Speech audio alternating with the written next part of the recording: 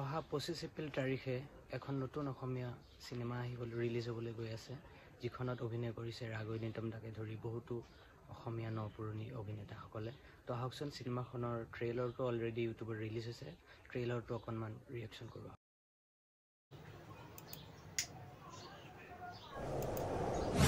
এই লুইতখনে কিমান যে উত্থান পতন দেখিছে, কিমান বাধা বিঘিনি নেওচি নীৰৱে বৈ আছে। এই লুইতখনৰ দুয়োপাৰে এটা সভ্যতা গঢ়ি উঠিছিল বহুতো জাতি জনগোষ্ঠীৰ সমন্বয়ত।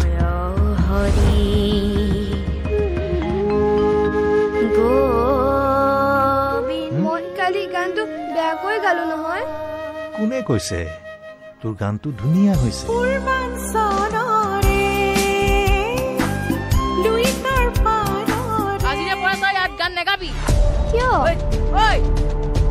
কিয় জোকাইছ?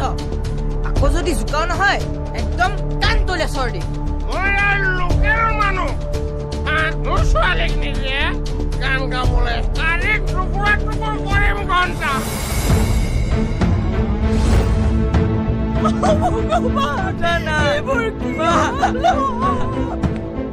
Hi, Suze. It's Sam. মোৰ সংগীতেই জীৱন অমৃত্যু।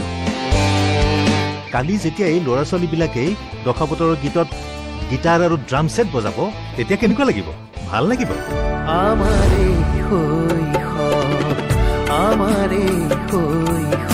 তোমাৰ বিপদৰ সময়ত মোক সদায় কাষতে পাবা। তুমি সোনকালে আহাচোন ৰাজদা। কিয়? কি হ'ল? পিতা অফিচৰ পৰা অহাই নাই। কিন্তু এতিয়ালৈকে কোনো থানাৰ পৰা কোনো লাৱাৰিছ লাজ পোৱাৰ কোনো ইনফৰমেশ্যন আমাৰ হাতত। মইতো 100% কনফাৰ্ম ছাৰ, ক'ৰবাত আড্ডা মাৰি বহি আছে। আৰে তুমি মোক কিয় সুধিছা? মই কেনেকৈ জানিম? তুমি মিছাই চিন্তা কৰি আছা, মই আছো নহয়। চা ভাই, তই এতিয়া তাঁতবাতি কৰি কোনো লাভ নাই। এতিয়া চিজ মাই লাভ। মোৰ জীৱনৰ আটাইতকৈ ডাঙৰ দুৰ্ভাগ্যটোৱে হ'ল তুমি কিন্তু সময়ত আহি নোপোৱা। কিয় ৰাজদা? কথাটো তাই কেনেবাকৈ গম পাইছে নেকি? নাই পোৱা। তাই সম্ভৱ তাতে অমৰৰ বিষয়ে কিবা খবৰ পাইছে। আমি ৱেষ্টাৰ্ণ মিউজিক আৰু ফ'কৰ ফিউজন কৰিম। Is it possible?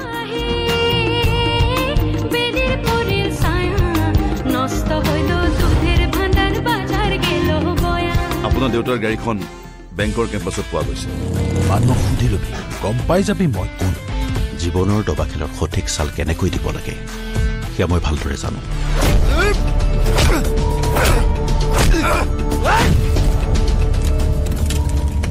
ভয় নকৰিবি যে মই আত্মহত্যা কৰিম। মাথো এটা অনুৰোধ থাকিল।